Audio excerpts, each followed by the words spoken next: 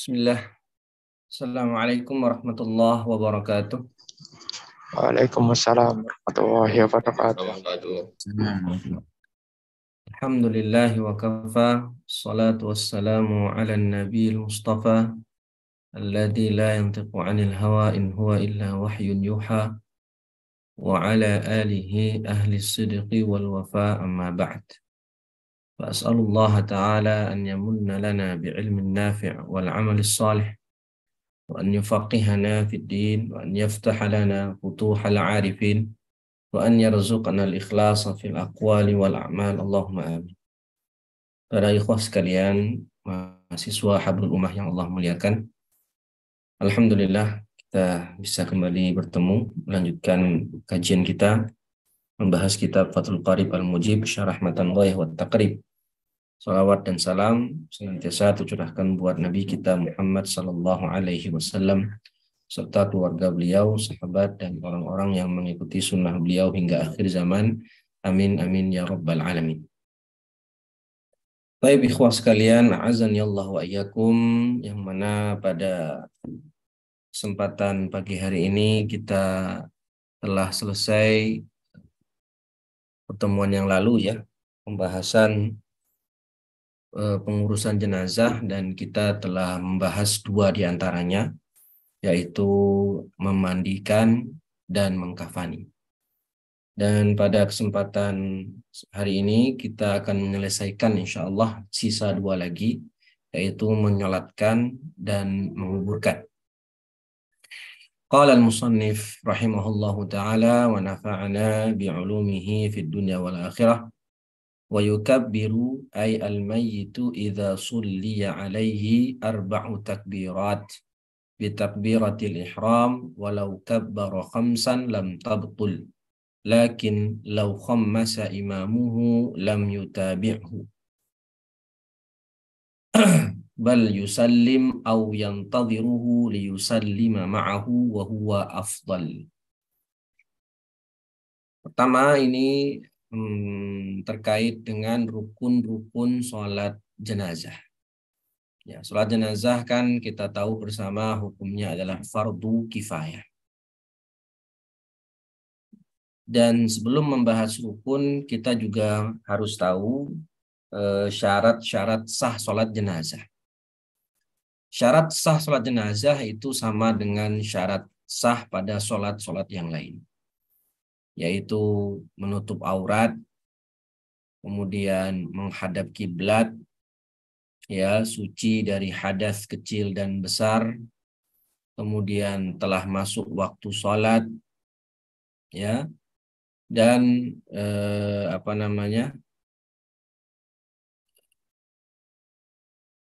tambahan dua lagi, yaitu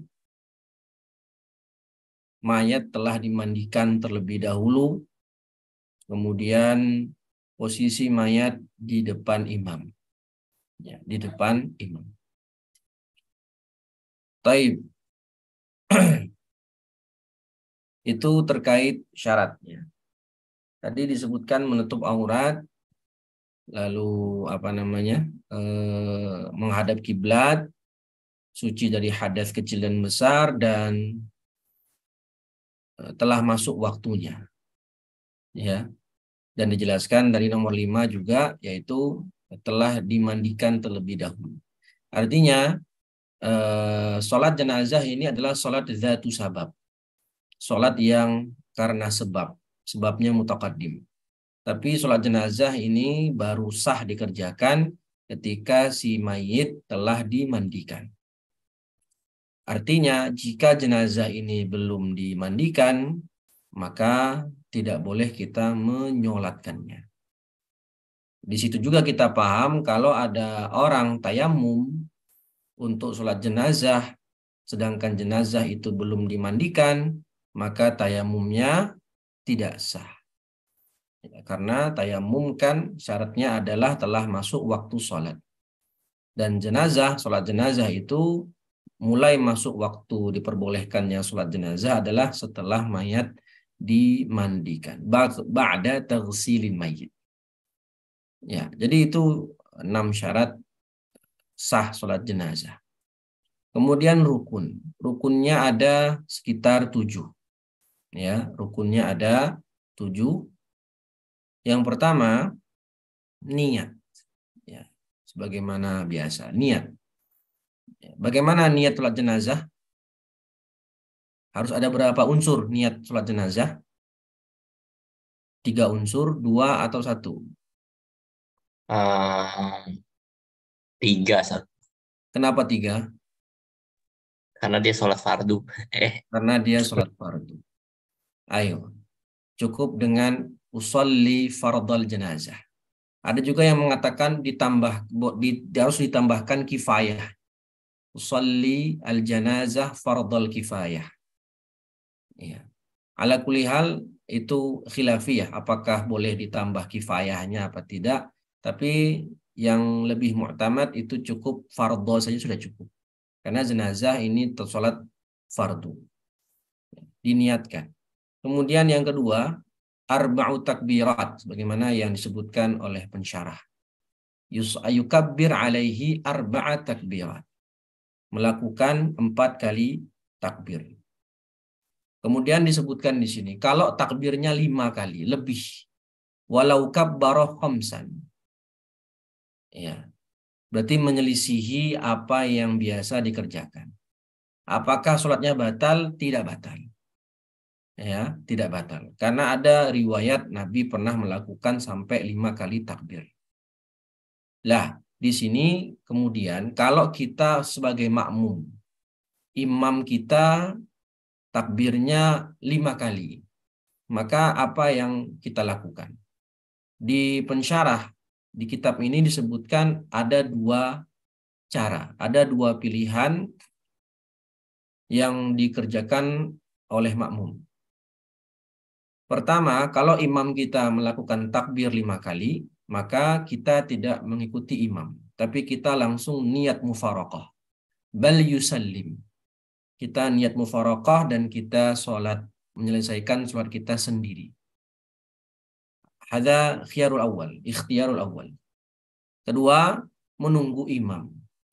Kita tidak takbir yang kelima, tapi kita menunggu imam, lalu nanti kita barengan salam sama imam, wa huwa afdal.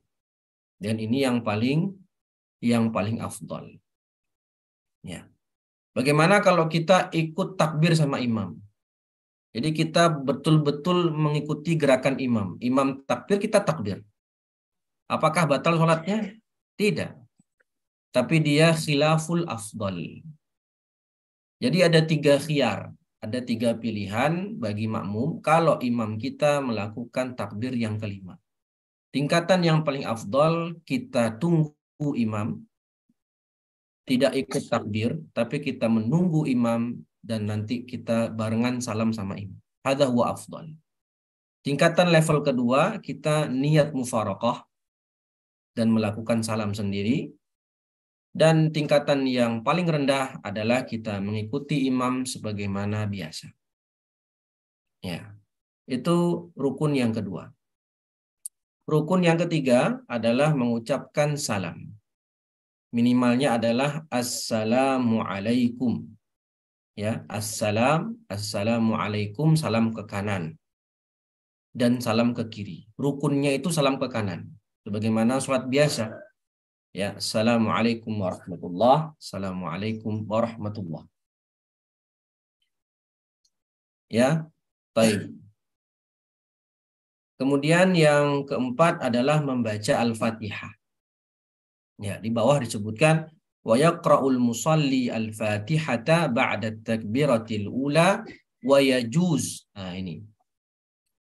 Wa yajuzu qira'atuha ba'da ghairil ula. Al-Fatihah dibaca setelah takbir yang pertama. Kemudian ada pertanyaan, bolehkah kita membaca Al-Fatihah di takbir yang kedua? Atau takbir yang ketiga? Atau takbir yang keempat? Yang mu'tamad adalah boleh. Yang mu'tamad. Ya, di situ ada pendapat lain memang. Ulama mengatakan harus setelah takbir yang pertama. Lakinnal mu'tamad, dan ini pendapat yang dipilih oleh Imam An-Nawawi rahimahullahu taala, yajuz. boleh kita membaca Al-Fatihah selain setelah takbir yang pertama. Tapi yang afdal, yang disunahkan, yang dianjurkan, membaca Al-Fatihah setelah takbir yang pertama. Lihat di sini disebutkan membaca Al-Fatihah. Taib, apakah disunahkan membaca surat setelah Al-Fatihah? Hal yusannu qira'atu surah ba'da Al-Fatihah? Seperti kita sholat biasa? Tidak. Tidak. Di mana? Kenapa tidak? So, jenazah itu semakin cepat untuk dikuburkan segera semakin bagus. Betul Pak, sahih.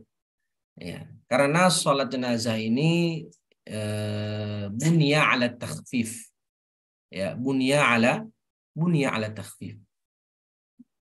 Makanya dalam sholat jenazah tidak disunahkan juga membaca iftitah. Ya, tidak disunahkan membaca iftitah. Makanya salah satu-satunya sholat yang tidak disunahkan membaca iftitah adalah sholatul jenazah. Jadi kita disuruh mempersingkat, ya, karena kita akan segera menguburkan mayit. Jazakallah khairan Pak Abdurrahman. Mumtaz. Wa yusalli 'alan nabi sallallahu alaihi wasallam ba'da takbirati tsaniyah wa aqallu sholati alaihi Allahumma salli ala Muhammad. Nah, ini rukun yang ke-5. Tadi yang pertama niat, kemudian takbir 4 kali, yang ketiga salam, yang keempat membaca Al-Fatihah, yang kelima adalah membaca sholawat. Kapan membaca sholawat? Setelah takbir yang kedua. Ya, setelah takbir yang kedua. Beda dengan Al-Fatihah. Al-Fatihah boleh setelah takbir kedua, ketiga, dan seterusnya. Tapi kalau selain Al-Fatihah, itu harus di tempatnya. Membaca sholawat itu setelah takbir kedua. Dan minimal sholawat Allahumma salli ala Muhammad. Jahit. Kemudian rukun yang keenam, ad-du'a'u lil mayyit ba'da at-takbiratis tsalitsah. Rukun yang ke-6 di sini berdoa untuk mayit. Karena kan memang sholat jenazah itu syuri'at lid-du'a'i lil mayyit. Wa aqallu du'a'i lil mayyit Allahumma ighfir lahu warhamhu. Allahumma ighfir lahu warhamhu. Ya, kalau mau ditambahkan Allahumma ighfir lahu warhamhu wa'afihi wa'fu anhu, ya, waqrim nuzulahu wa wasi' madkhalahu, dan seterusnya diperbolehkan. Tapi di matan Abu Suja' ini menyebutkan doa yang cukup panjang, ya. Doa yang cukup panjang, wa akmaluhu madhkurun fi qaulil musannif fi ba'dhi nusakhil matni wa huwa Allahumma inna hada 'abduka wa ibnu 'abdaika kharaja min ruhid dunya wa sa'atiha wa mahbubuhu wa ahibba'uhu fiha ay fid dunya ila dhulmatil qabri wa ma huwa laqih kana yashhadu an la ilaha illa anta wahdaka la syarika lak wa anna Muhammadan abduka wa rasuluka wa anta a'lamu bihi minna. Allahumma innahu nazala bika wa anta khairu manzulin bihi, ay nazala bika yakni ya'ti ilaika, ya, wa asbaha faqiran ila rahmatika wa anta ghaniyun an adzabihi. Wa qad ji'naka raghibina ilaika syufa'a lahu. Ya, memang kita di sini memberikan syafaat untuk si mayit, memintakan ampunan untuk si mayit. Allahumma in kana muhsinan fazid fi ihsanih wa in kana musian fatajawaz anhu wa laqihi bi rahmatika ridaka wa qihi fitnatal qabri وعذابه وافسح له في قبره وجاف الأرض عن جنبيه ولقه برحمتك الأمن من عذابك حتى تبعثه آمنا إلى جنتك برحمتك يا أرحم الراحمين. Wa yuqaddim alaihi Allahumma ighfir li hayyina wa mayyitina. Ya. Nah, sebelum membaca doa tadi yang dari awal Allahumma inna hadza abduka, sebelumnya dibaca dulu doa Allahumma ighfir li hayyina wa mayyitina. Ya, ini versi pendeknya. Kalau versi panjangnya itu apa namanya? Ada di catatan kaki. Jadi pertama kita membaca Allahumma ighfir li hayyina wa mayyitina wa syahidina wa ghaibina. Wa saghirina wa kabirina wa dzakarina wa una wa dzakarina wa unthana. Allahumma man ahyaitahu minna fa ahyihi 'alal Islam wa man tawaffaitahu minna fatawaffahu 'alal iman. Setelah baca doa ini baru baca doa yang tadi, yang panjang tadi. Allahumma inna hadza 'abduka wa ibnu 'abdika ila akhir. Ini doa panjang karena memang menggabungkan dari beberapa riwayat. Ya, dari beberapa riwayat dari Nabi sallallahu alaihi wasallam. Jaid. Nah, disebutkan doa di sini unzur ma'rifatu as-sunan wal athar lil Baihaqi. Ya, memang jadi ini doanya bagus sekali, Masya Allah. Ya, isi doanya itu luar biasa. Kalau mau dibaca versi panjang ini bagus, enggak masalah. Ya, kalau mau versi singkat yang biasa kita lakukan, Allahumma ighfir lahu warhamhu wa'afihi wa'fu anhu dan seterusnya, ada ma fi muskilah. Yang penting dibaca doa. Ad-du'a lil mayyit. Ini rukun yang ke-6. Ya, membaca doa setelah takbir yang ke-3. Kemudian rukun yang terakhir yang ke-7 adalah berdiri bagi yang mampu. Berdiri bagi yang mampu. Sebagaimana sholat fardu biasa, berdiri. Ya, karena kan jenazah ini fardu, maka diwajibkan berdiri. Kalau mampu berdiri, kalau tidak maka duduk, kalau tidak berbaring, kalau tidak terlentang, dan seterusnya sampai nanti paling mentok adalah dengan menggunakan isyarat hati. Sebagaimana sholat fardu. Ayo.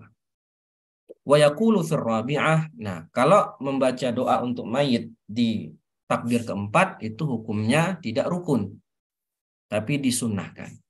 Wa yaqulu fir rabi'ah Allahumma la tahrimna ajrahu wa la taftinna ba'dahu waghfir lana wa lahu. Wa yusallimul musalli ba'da takbiratir rabi'ah, kemudian salam. Setelah takbir yang keempat, bagaimana salamnya? Wassalamu huna kassalami fi salati ghairil janazah. Iya. Salamnya seperti salam kita pada sholat jenazah. Tidak masalah, ya. 2 kali salam. Yang rukunnya salam pertama. Fi kaifiyatihi wa ta'addudihi. Tata caranya dan apa? Dan jumlahnya. Tata caranya bagaimana kemarin? Kita salam dulu ke depan kan. Assalamualaikum warahmatullahi. Assalamualaikum warahmatullah. Nah, begitu. Sedikit curhat ya. Saya pernah dengar ada salah satu ustadz terkenal ketika mengajarkan salam keluar dari sholat itu, katanya yang sunnah Assalamualaikum warahmatullah, Assalamualaikum warahmatullah, langsung kiri kanan. Sedangkan kalau berhenti begitu, Assalamualaikum warahmatullah, kemudian berhenti, Assalamualaikum warahmatullah, dibilangnya ini salah karena menyelisihi sunnah. Masya Allah. Ya, saya pribadi kalau memang punya pendapat yang berbeda, mafi muskilah, ya, mafi muskilah. Tapi tolong ini kata-kata ini menyelisih sunnah ini berat. Ya, ini disebutkan oleh ulama Syafi'iyah. Ya, tata cara salam begitu. Ya, maka mereka pasti punya mustanad, ya, punya landasan kenapa kok dianjurkan menghadap dulu baru tengok ke kanan, kemudian menghadap lagi baru tengok ke kiri.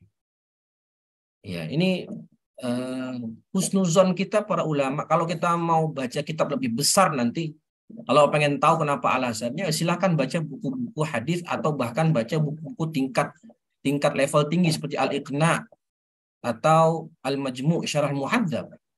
Di situ dijelaskan detail, ya, dijelaskan detail bagaimana apa istimbat ulama Syafi'iyah terkait hal itu. Bagaimana kenapa kok mengusap kepala itu hanya satu rambut aja sah. Nah, padahal kata sebagian orang sunnahnya kan mengusap seluruhnya. Mazhab Syafi'i ini menyelisih sunnah. Ya, ini statement berat ini kalau menurut saya. Ya, kalau mengatakan pendapat yang rojih adalah itu masih ringan karena memang masalah tarjih ini biasa. Seorang ulama mentarjihkan pendapat tertentu itu biasa. Ya.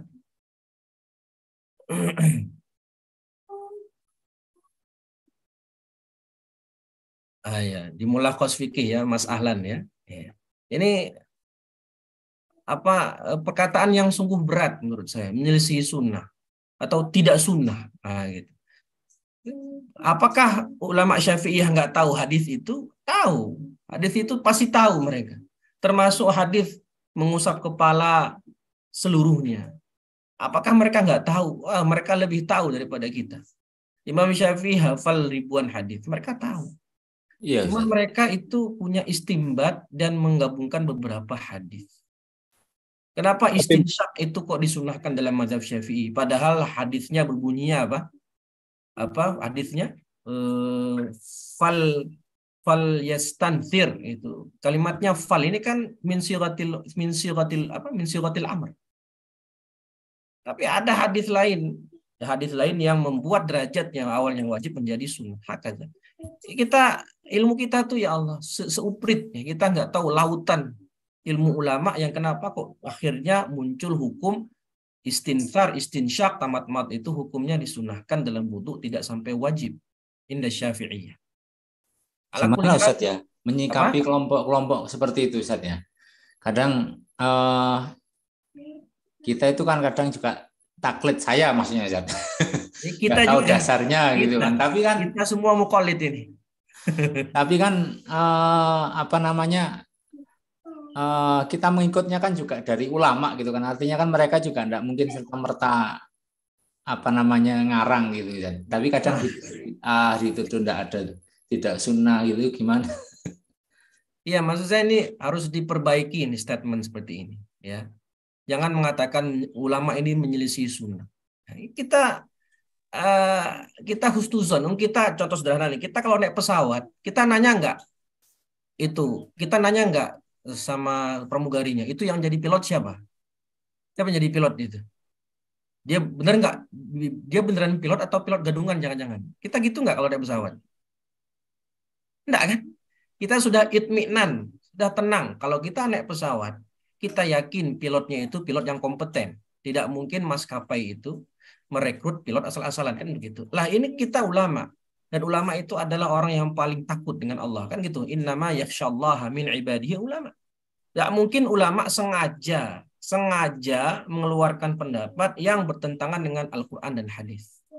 Tapi maaf Ustadz, kita kalau lihat ya satu kelompok itu biasanya itu tersirat dalam semua statement yang mereka buat. Misalkan kalau kita lihat video di YouTube, sholat sesuai sunnah Nabi. Ini artinya sholat kita yang Syafi'iyah itu tidak sesuai sunnah Nabi. Maksudnya begitu kan mereka? Atau kita lihat ini sesuai sunnah Nabi, selalu begitu. Jadi itu artinya yang tersirat di situ bahwa yang madzhabul arba itu tidak sesuai sunnah Nabi ya. Itu kan selalu tersirat dalam semua statement yang mereka buat.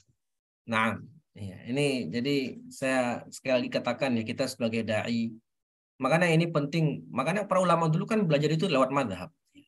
Sehingga kita tahu bagaimana kita tuh kalau belajar madhab dan belajar usul fikih madhab, kita tahu bagaimana menghargai husnuzon kepada para ulama. Ya, husnuzon kepada para ulama. Ala kulli hal ya, ini sedikit curhat ya, saya curhat sedikit pagi ini karena ini termasuk hal yang mengganggu di pikiran saya. Allahu a'lam bishawab. Baik. Nah, lakin yustahabbu huna ziyadatu wa rahmatullah wa barakatuh. Ini kurang tepat ya, karena yang tepat itu hanya tambahan wa barakatuh saja. Sedangkan wa rahmatullah disunahkan di setiap sholat. Jadi kalau kita sholat, ya salamnya kan hanya sampai assalamualaikum warahmatullah. Nah, itu. Tapi khusus untuk jenazah itu ada pendapat Ibnu Hajar yang mensunahkan tambah wa barakatuh. Tapi ini pendapat Ibnu Hajar ya, dan berbeda dengan pendapat Ar-Ramli dan Khatib Asy-Syirbini. Lihat di bawah catatan kaki.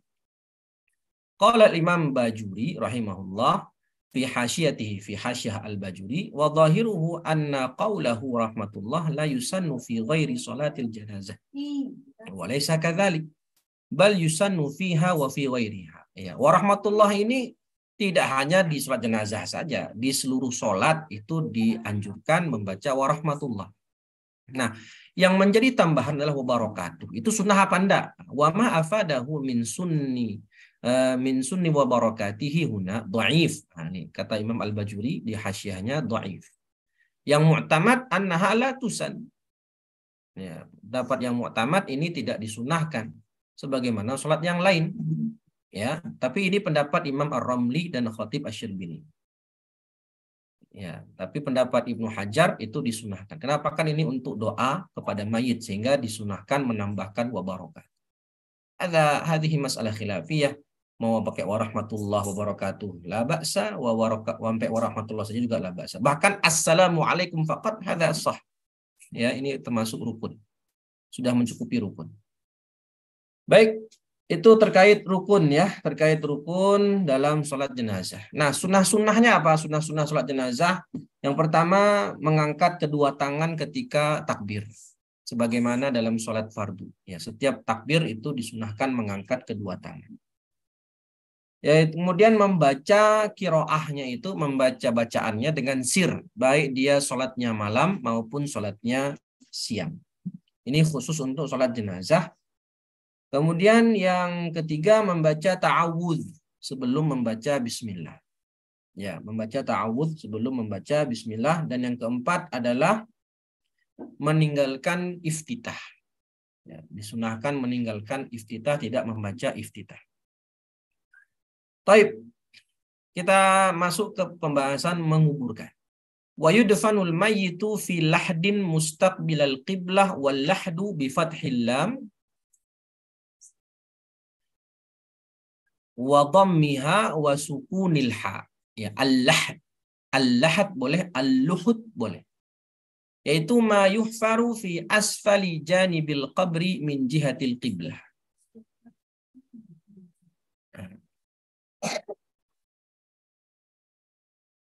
Saya kirimkan di grup ya, gambar al-lahad dan asyiq biar kita kebayang.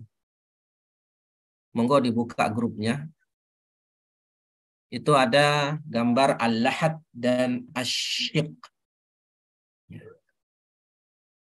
Jadi lahad tuh begitu, jelasinnya ya. Yuhfar fi asfali janibil qabr. Dia digali kubur, kemudian digali lagi samping kubur, menghadap kiblat. Seluas si mayit, seukuran jenazah. Ya, waddafnu fil lahdi afdal minad dafni fi syiq in salubatil ard. Ya, mengubur mayat dengan tipe kuburan atau liang lahat, pakai lahat itu lebih afdal daripada menggunakan syiq. Ya, menggunakan apa? Daripada menggunakan syiq.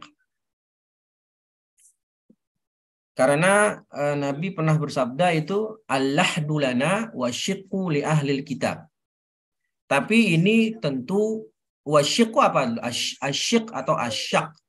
An yuhfara fi wasatil qabri kan nahri wa yubna janibahu wa yudha'al mayyitu bainahuma wa yusqafu alaihi bilabanin wa nahwi. Itu silakan lihat gambarnya itu. Asyiq itu ya digali kubur, kemudian digali lagi di tengah-tengah kayak sungai, memanjang seukuran jenazah. Ya, jenazah, seukuran jenazah. Mana yang lebih afdal? Ya, dengan lahat. Ya, dengan lahat. Dan tentu ini kalau memungkinkan. Kalau memungkinkan untuk membuat lahat, maka afdolnya pakai tata cara lahat.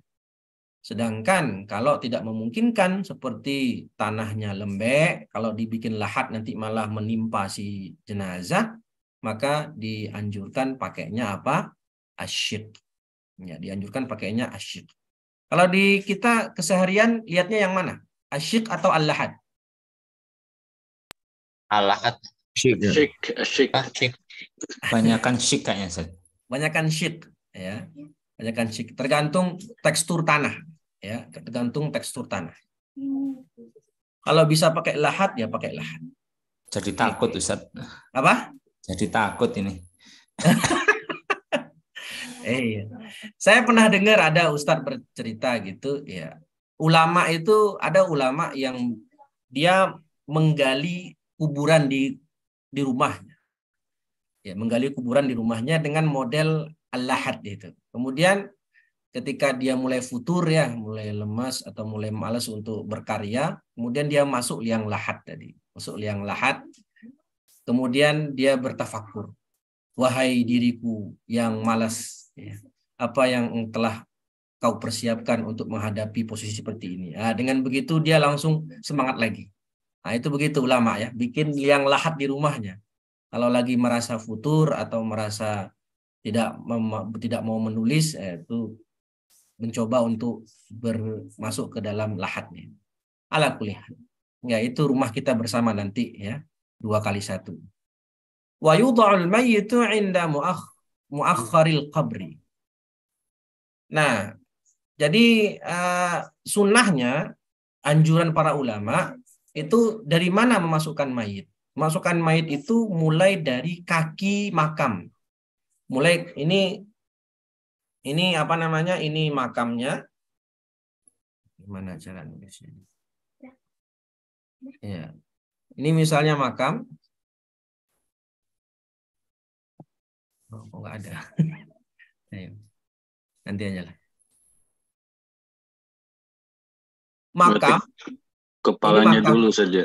Ah, ini jenazah. Ini makam, ini jenazah. Ini kepalanya. Jadi masukkan dari kaki baru nanti sampai ujung. Jadi memasukkannya dari bagian belakang makam. Bukan dari samping. Jadi ini makam, ini jenazah. Gini masuknya. Ah, ini kan biasa kita lihat ya. Jadi jenazahnya itu berada di samping makam, kemudian nanti dimasukkan ke samping. Tapi yang dianjurkan ulama itu dari muakhiril qadam, muakhiril qabr. Karena memang ada, Nabi pernah melakukan seperti itu. Dari belakang. Kepala dulu masuk, dipegang perlahan, kemudian masukkan sampai sempurna masuk ke dalam kubur. Yain. Wa fi ba'dhin nusakh ba'da mustaqbilal qiblah ziyadatun. Wa yusallu min qibali ra'sihi. Nah, yusallu ay sallan birifqin. Dimasukkan ke dalam makam itu dengan lembut. Ya, la bi'unuf, bukan dengan kasar. Ya. Lalu nanti ketika si yang menggotong membaca doa, yaqulul ladzi yalhaduhu bismillah wa ala millati Rasulillah. Bismillah wa ala millati Rasulillah. Dan di sini perlu tambahan, tidak dianjurkan azan. Tidak dianjurkan azan ketika menguburkan jenazah. Dan ini pendapatnya Imam Ibnu Hajar. Ya. Dan juga dijelaskan sama Syekh Labib dalam darsnya itu. Mengatakan ulama Syafi'iyah keras dalam masalah ini. Artinya termasuk itu perbuatan bid'ah mungkarah. Melakukan azan ketika menguburkan jenazah. Ya, jadi yang lebih mu'tamad itu tidak disunahkan azan. Dan jika dikiaskan, orang yang mengatakan disunahkan azan ketika menguburkan itu dikiaskan ketika bayi lahir ke dunia. Tapi Imam Ibnu Hajar membantah hal ini, sehingga ini dibantah keras sama Ibnu Hajar, bahkan dikatakan sebagai bentuk bid'ah mungkar. Kalau talqin itu, Ustaz? Kalau talqin disunahkan. Beda sama talqin. Maksudnya talqin setelah dikubur, Ustaz? Iya, talqin setelah dikubur, ya, disunahkan. Talqin disunahkan setelah dikubur atau sebelum dikubur. Kalau talqin Tapi tidak masalah.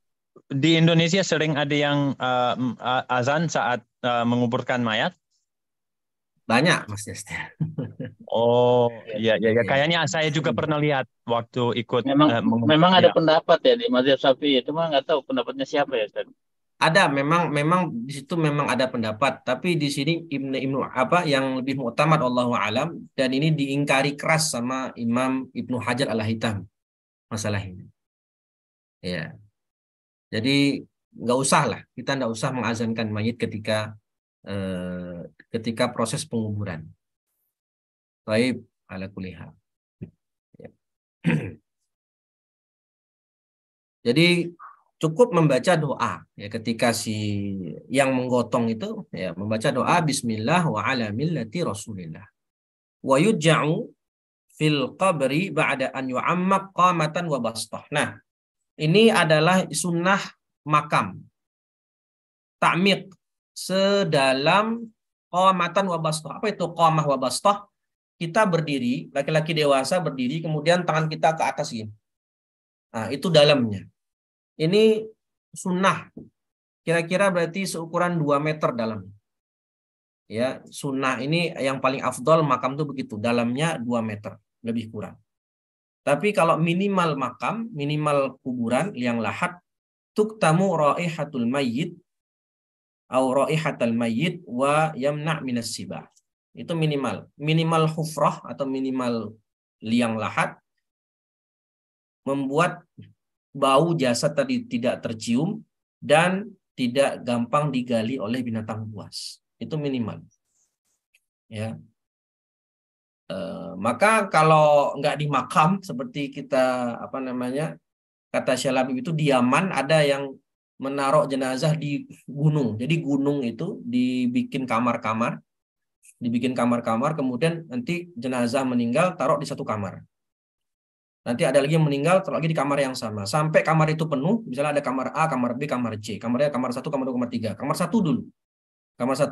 Nanti meninggal 1, taruh di kamar 1. Meninggal lagi, taruh kamar 1. Sampai kamar 1 penuh, baru pindah ke kamar 2. Nah, begitu. Ada di sebagian negeri Yaman ada begitu, kata Syekh Habib. Ya, di Indonesia kita tahu lah ya, ada yang begitu juga. Ya. Dan ini tentu tidak sesuai dengan syariat Islam. Karena manusia itu kalau meninggal dikuburkan. Ya, kata Allah, "Tsumma amatahu fa'aqbarah." Ai ja'alahu qabran. Ya, ja'alahu qabran. Jadi kuburan itu minimal adalah tidak tercium baunya lagi. Kemudian yang kedua tidak bisa digali oleh binatang buas. Tapi sunahnya 2 meter dalamnya. Qamatan wa bastah, lebih kurang sekitar 2 meter. Wa yakunu al-ijja' ala jambihil aiman mustaqbilal qiblah falau dufina mustaqbiral qiblah au mustalqiyan nubisha wa wujjiha lil qiblah wa ma lam yataghayyar. Yang wajib itu diarahkan menghadap kiblat, itu yang wajib. Ya, kalau dia menghadap kanan menghadap kiblat, sunahnya menghadap berbaring posisi kanan. Ya, tapi yang wajib adalah menghadap kiblat. Kalau mayit dikuburkan membelakangi kiblat, maka wajib kita membongkar kuburannya selama jasadnya belum berubah, belum membusuk, dan kita balikkan arahnya ke arah kiblat. Jadi, dan di antara sunah-sunahnya ada banyak ya, meletakkan bantal tanah kita bikin, kemudian taruh di kepala, melepaskan ikatan si mayit dan menempelkan hidung si mayit ke dinding makam. Menghadapkan kepala dan dadanya menghadap kiblat. Hakada. Itu yang wajib ya tadi, menghadap kiblat. Wa yusattahul qabru wa la yusannam wa la yubna alaihi wa la yujassas ay yukrahu tajsisuhu bil jis au bil jassi wa huwa nurah al musammatu bil jib. Ini masalah khilafiyah. Yusattah itu diratakan. Yusattah itu diratakan. Sedangkan yusannam itu kayak punung unta. Ini kalau yusattah tuh gini.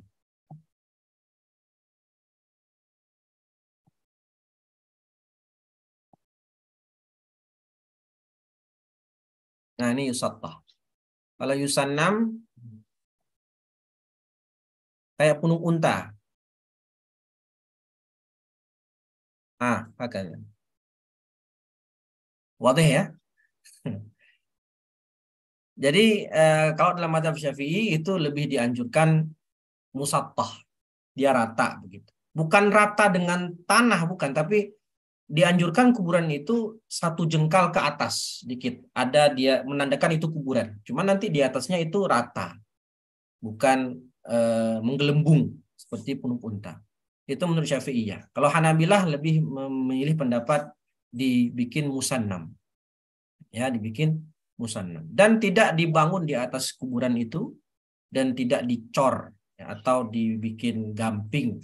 Al-Jujassos itu dibikin gamping. Ya, di semen segala macam. Ya, cukup kasih batu di sekitarnya, kasih batu, dan kalau menandakan itu adalah makam, dan kasih, kalau mau kasih batu nisan, kasihlah batu nisan. Kasih batu nisan. Ya, untuk menandakan itu kuburan, supaya tidak diinjak-injak, karena itu tidak menghormati makam. Ayo. Wala ba'sa. Nah, kalau dia itu dimakamkan di tanah miliknya, maka hukum membangun albina alal qabri itu hukumnya makruh. Kalau dia membangun, dia dimakamkan di tanah miliknya. Tapi kalau dimakamkan di TPU, tempat umum, kemudian dibangun, itu ulama mengatakan haram. Ya, mengatakan haram. Wala ba'sa bil buka alal mayyit. Nah, ini poin terakhir. Wala ba'sa bil buka alal mayyit ay yajuzul buka alaihi qabla al maut wa ba'dahu. Tidak masalah kita menangisi kepergian mayit. Ini manusia sekali, normal sekali, ya. Tapi dengan syarat afdolnya tidak, ya, afdolnya tidak. Cuman kalau kita menangisi kepergian jenazah itu tidak masalah, normal sekali. Bahkan Nabi SAW itu ketika memakamkan putranya Ibrahim itu sambil meneteskan air mata. Ya, Nabi pun bersedih ketika ditinggal anaknya. Dan yang dibolehkan nangis ini adalah min ghairi nauhin. Nauhin itu apa? Raf'i sautin bin nadbi. Meninggikan suara dan bin nadb, mengeluh.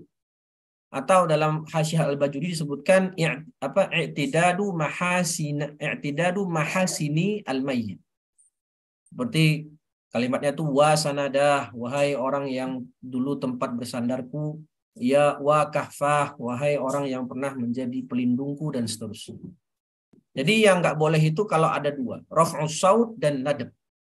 Ya, kalau ada meninggikan suara plus an-nadab itu haram. Sedangkan kalau tidak ada salah satunya, seperti hanya meninggikan suara saja tanpa dengan an-nadab atau an-nadab. Ya, kalau cuma nadab saja itu tidak masalah. Ya, an-nadab saja tanpa meninggikan suara itu tidak masalah. Tapi kalau nangis sampai meninggikan suara, bahkan dikatakan wa fi ba'din nusakh jaybin wala syaqqi thawbin wa fi ba'din nusakh jaybin badal thawb wal jaybu tarqul qamis, kerah, merobek-robek baju. Ya. Maka ini terlarang. Seperti perbuatan jahiliyah. Ya. Ada 3, ada namanya al-haliqah, yaitu mencukur rambut ketika ditimpa musibah, asyaqah, yang merobek baju ketika ditimpa musibah, dan saihah atau saikhah, yang teriak-teriak ketika ditimpa musibah. Ini semua Nabi bari'un minhum. Nabi berlepas diri dari mereka karena ini perbuatan jahiliyah dan termasuk dosa besar. Ya, termasuk dosa besar. Maka apa yang dilakukan oleh Syiah ya, ketika tanggal 10 Muharram memukul-mukul tubuh sampai melukai, ini termasuk hal yang diharamkan dalam syariat. Wa yu'azza ahluhu ay al-mayyit saghiruhum wa kabiruhum. Nah, sekarang kita masuk ke masalah ta'ziyah. Ya. Siapa yang disunahkan ta'ziyah? Siapapun. Ya. Apakah wa yu'azza ahluhu? Kita mentakziahi kerabat si mayit. Apakah hanya kerabat? Tidak. Di sini maksudnya umum. Ya, siapa saja yang merasa sedih kehilangan si mayit, maka ditakziah. Ya, maka kita takziahi. Saghiruhum wa kabiruhum. baik kecil maupun besar, laki-laki maupun perempuan, kecuali anak gadis. Fala yu'azziha illa mahramuha. Ya, anak gadis ketika ditimpa musibah maka kita takziahi. Tapi yang mentakziahinya adalah mahram. Ya, yang mentakziahinya adalah mahramnya. Karena kalau yang bukan mahram dikhawatirkan membuka pintu fitnah. Wa ta'ziyatu sunnatun qabla dafni wa ba'dahu. Yang mu'tamad bukan qabla dafn. Bukan ba'da dafn. Ta'ziyah itu disunahkan sebelum dikubur maupun setelah dikubur. Ila salasati ayyam min ba'di dafnihi. Nah ini dikatakan di sini sunnahnya 3 hari. Ya, nanti disebutkan 3 hari. Di 3 hari min ba'di dafnihi, setelah dikuburkan.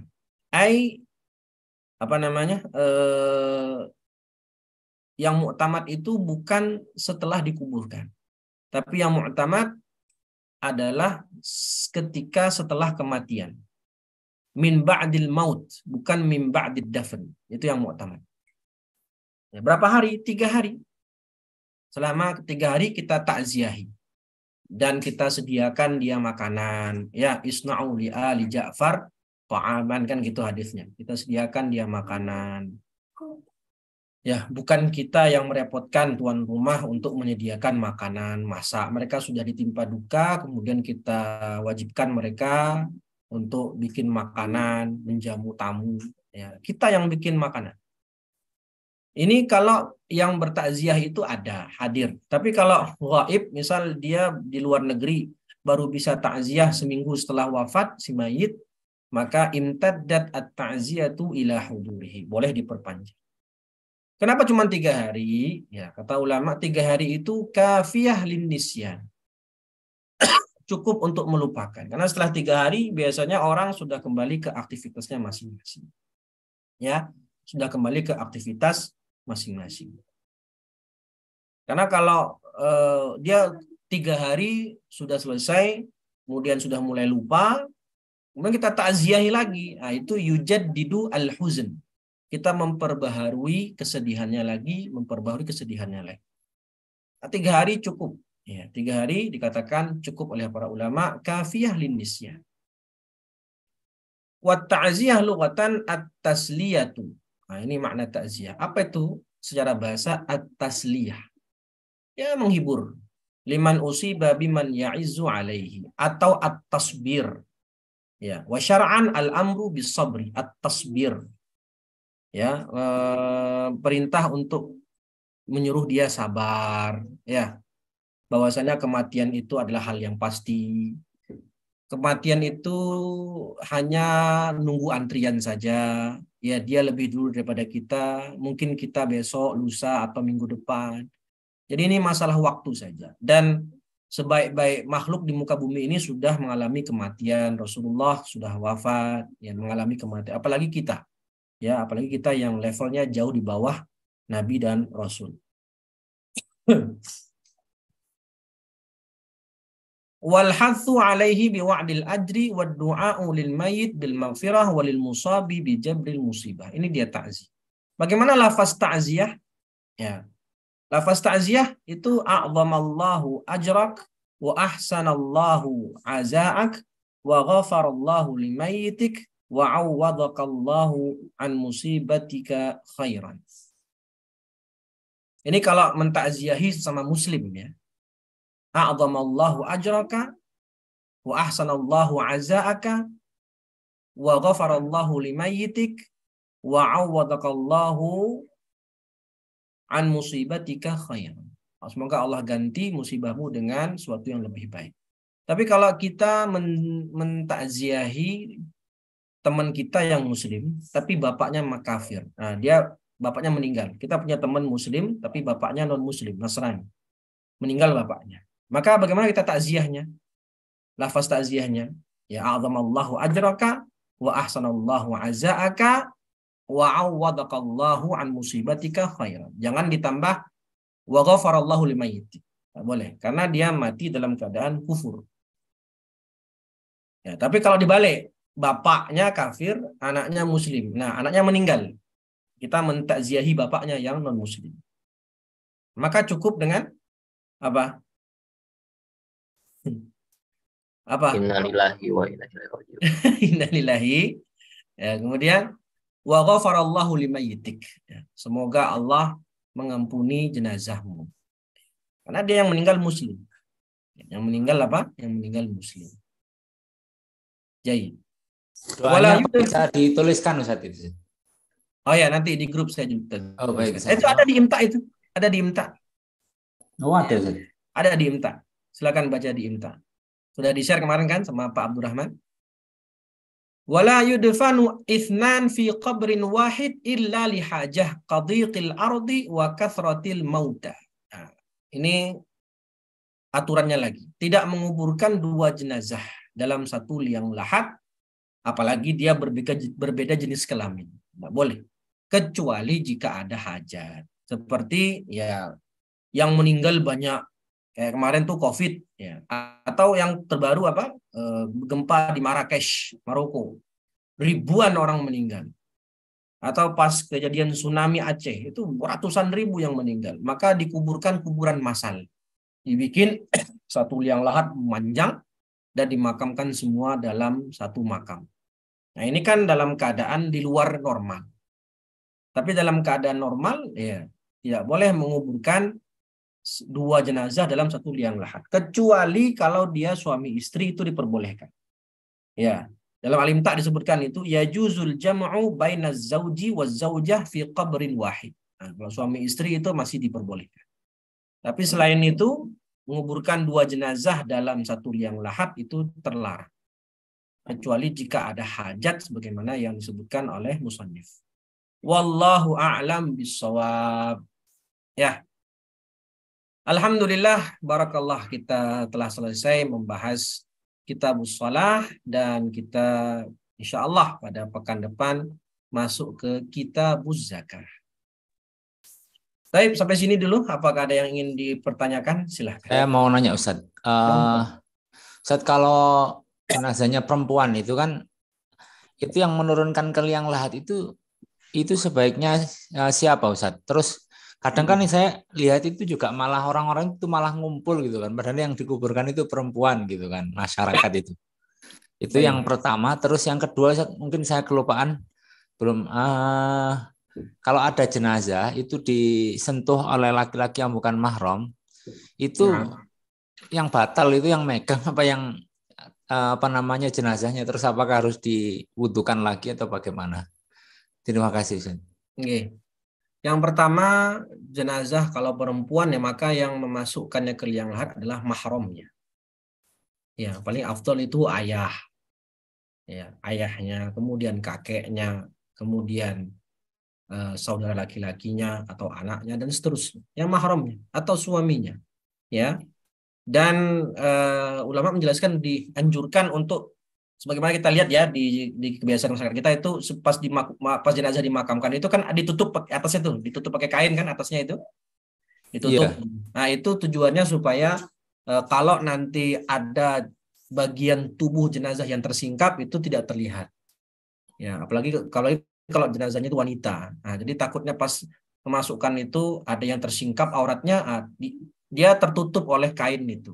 Sehingga cukuplah yang memperhatikan itu hanya yang menguburkannya. Baik ya. Jadi yang memasukkan itu orang yang mahram atau suaminya. Kemudian tadi yang kedua, apa tadi pertanyaannya, Mas? Kalau ada jenazah itu dipegang yang bukan mahram itu yang batal itu. Bahkan kalau jenazah ini setelah kita mandikan, kemudian dia keluar lagi hadasnya, keluar lagi kotorannya, ya maka tidak perlu kita mandikan lagi.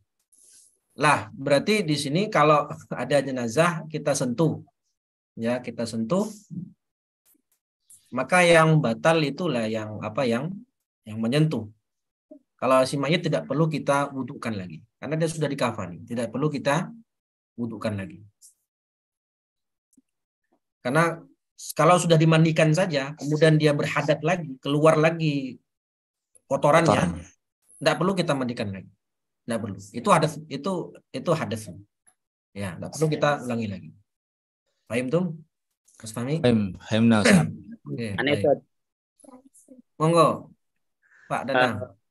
Kalau jenazahnya ada yang disolatkan ada 2 atau 3 gitu, Ustaz. Itu niatnya gimana, Ustaz? Niat umum saja. Ya, Niat usolli fardal jenazah. Tidak perlu kita rinci. Ya, ada ini coba saya baca, ada bentuk teksnya ini. Ini contoh teks niatnya. Usolli ala hadzal mayyit 4 takbirat fardhu kifayah ma'muman lillahi ta'ala. Ini contoh teks niat. Ala hadzal mayyit. Berarti kalau banyak gimana Pak Dadang?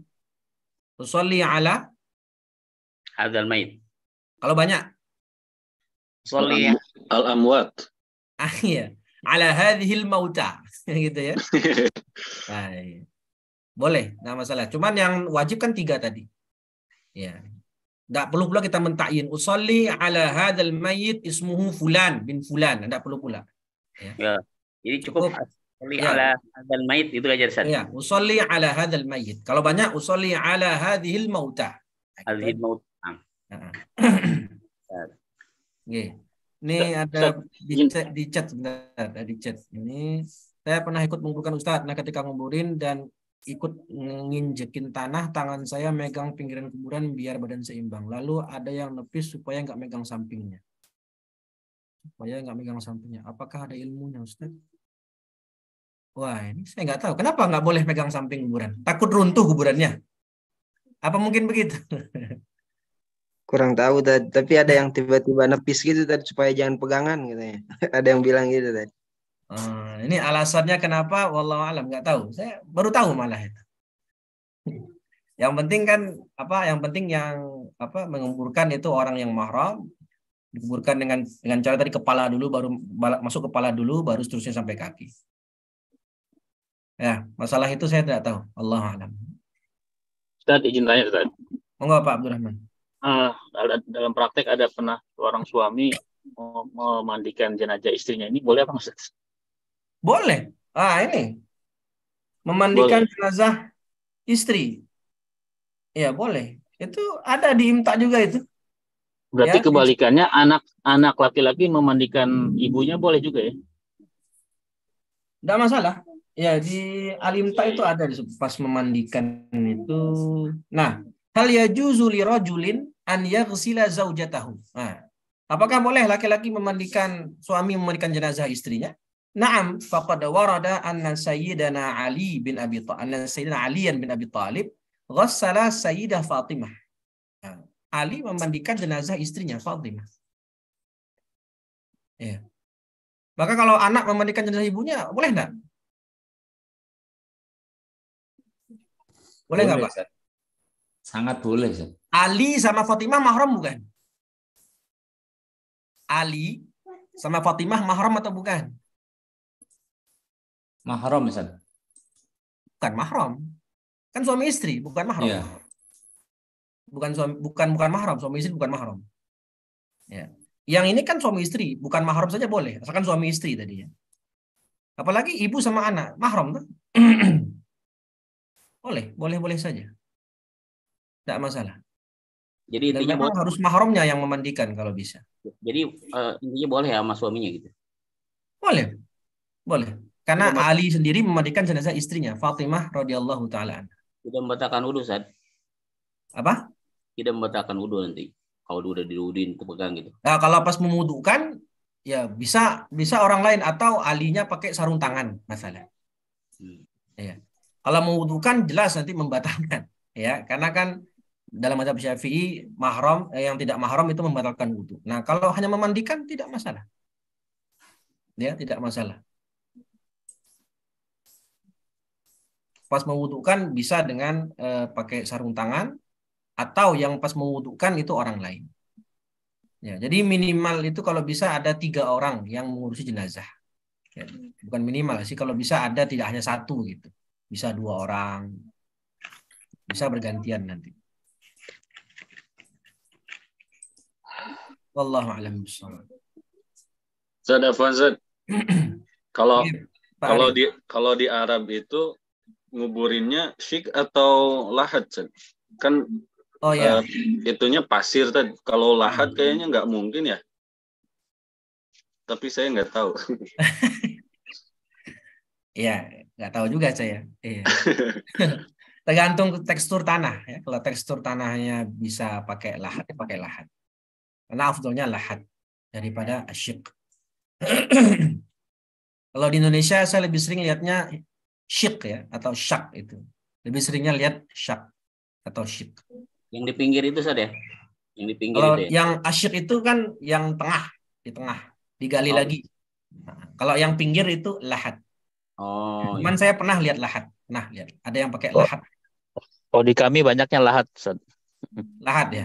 Di mana Iya. Pak itu, Pak? Di mana, Pak? Pandeglang, ya Serang, Banten sekitar itu lahat Oh. banyak. Kalau di Kalimantan, teman saya di Kalimantan itu kan tanahnya agak gembur ya, agak gampang basah gitu ya. Maka kalau pakai lahat susah itu. Karena akan mengubur nanti akan menimpa jenazah. Maka pakainya syik gitu. Itu yang di Nah, tengah. iya yang di tengah. Yang di tengah, Pak. Betul. Ada tuh kan sudah saya WA itu di grup. Lebih Nah, mudah kalau membuatnya. menguburkan pakai peti boleh nggak pakai peti? Boleh, Ustaz. Kalau tidak ada hajat, makruh pakai peti. Jangan pakai peti. Kalau tidak ada hajat ya. Misal kalau tanahnya nggak basah, nggak becek, ya, maka tidak perlu pakai peti, nggak perlu. Tapi kalau tanahnya becek atau basah gitu ya, atau ada sedikit air di tanahnya, ya maka pakai peti. Boleh pakai peti karena ada hajat di situ. Ustaz, Oke. Ustaz, bagaimana Ustaz nyikapi kita terhadap perbedaan masalah tahlilan ketika setelah meninggal kan 7 hari, ada 40 hari dan seterusnya Ustaz. Ya, lihat kalau saya pribadi ya, saya mengatakan ini termasuk perbuatan yang tidak disyariatkan. Ya. Kenapa? Karena tadi kita takziah cuma 3 hari. Disyariatkan takziah 3 hari. Karena setelah 3 hari itu kafiyah linisyan, orang sudah lupa. Nah, kalau kita setelah seminggu kemudian dia sudah mulai lupa, sudah mulai move on, kita takziahi lagi. Ya, kita takziahi lagi. Ini kan yujaddidu al-huzn. Ini yang namanya an-niyahah itu ya. An-niyahah itu ini. Yang tidak apa yang disebut sebagai apa itu? Menyelisih syariat. Karena bahkan ada yang mengatakan itu bid'ah mungkarah memang. Ya, bid'ah mungkarah. Ya, 3, 10, berapa lagi? 3, 10, berapa lagi? 3, 7, 10, kemudian 40, kemudian 100, 1000. Ya, Nah, ini kalau Ustaz banyaknya kan sambil tuan rumah ya sedekah gitu Ustaz. Ini kan sudah umum terjadi di masyarakat di sekitar saya. iya, tuan rumahnya yang ngeluarin duit kan? Iya Ustaz. Tapi ya maksudnya bukan atas, memang sudah tradisi, nggak ada yang paksa gitu. Apa gimana lah? Di uruf, Ustaz. Memang tidak dipaksa, tapi habis itu nanti dicibir.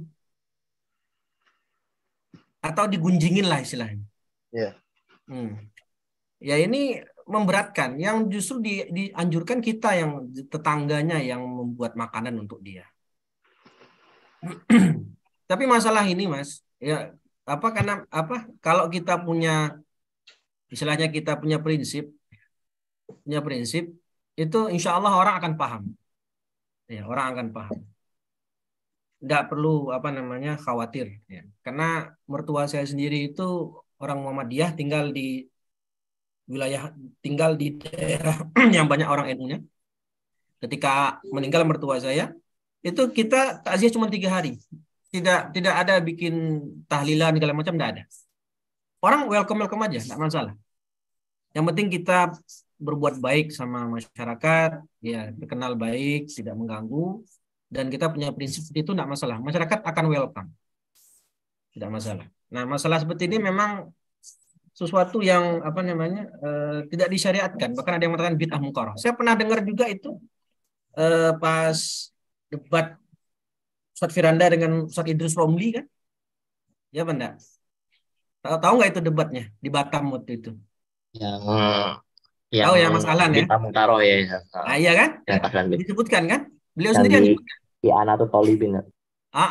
Ya jelas di situ. Ulama mengatakan bid'ah mungkar. Karena dari mana angka 3, 7, 10, 40, 100, 1000, dari mana angka itu? Dari mana kok harus 3 hari, 7 hari? Dari mana harus begitu? Dari mana? Ya. Maka kita cuma 3 hari cukup. Kecuali tadi kalau ghaib ya, kecuali ghaib baru datang takziah. Tapi kalau sudah mentakziahi kemudian takziahi lagi, itu yujaddidul huzn, memperbaharui kesedihan si keluarga mayit yang harusnya dia sudah move on, kita itukan lagi. Kita bikin sedih lagi. Gitu. Ustaz, untuk yang 3 hari tadi yang hadisnya ada ya berarti ya, harus 3 hari itu? Ada hadisnya. Nanti Nah ini, bentar. Nih, saya bacakan ya. Hadis Bukhari. Artinya, tidak halal bagi wanita yang beriman kepada Allah dan hari-hari akhir untuk bersedih terhadap jenazah lebih dari 3 hari. Kecuali atas kematian suaminya, yaitu berkabunglah selama 4 bulan 10 hari. Nah ini namanya apa ini? Ihdad. Kalau bagi perempuan yang ditinggal mati suami, namanya ihdad. 4 bulan 10 hari. Tapi selain dari 3 hari, selain itu, maka hanya 3 hari. Dan ini menurut jumhur ulama, waktu bertaziah 3 hari. Dihitung dari hari meninggalnya seseorang. 3 hari saja. Karena cukup 3 hari itu. Nah, saya tambahkan lagi nih. Adapun jika seseorang bertakziah setelah 3 hari, maka hukumnya makruh. Karena tujuan dari takziah yaitu menenangkan hati orang yang terkena musibah, dan ketenangan itu biasanya datang setelah 3 hari. Ya sudah lupa. Ya, apalagi seminggu. Apabila salah satu pihak tidak ada, nah itu kalau dia gaib selama 3 hari, maka boleh dia bertakziah setelah hari ketiga. Karena dia tadi tidak ada. Mungkin masih di luar negeri baru datang, dan seterusnya. Berarti ini yang 7 hari itu bukan pendapat Syafi'i ya, Ustaz ya? Wallahu alam. 7 hari 100 Wallahu alam, saya nggak tahu. Bukan Syafi'i ya. Kalau tahlilan sendiri menurut Ustadz gimana, Ustadz? Hah? Tahlilan sendiri kalau 3 hari. Ya saya ngikut apa yang dikatakan Pak Idrus Romli kan? Bid'ah mungkarah kan? Ustadz Idrus Romli mengatakan bid'ah mungkarah, Ustadz. Iya. Ya, di debatnya itu. Gini, Ustadz. Jadi Ustadz siapa sih yang pendiri IBHS tuh? Apa itu? Apa tuh IBHS? Jadi bukan Zainal. Ya, udah Zainal tuh kan mengemukakan pendapat ini. Yang di Anatul Talibin tuh, kalau misalkan itu Ustadz Zainal ya. Iya. IHBS. Tapi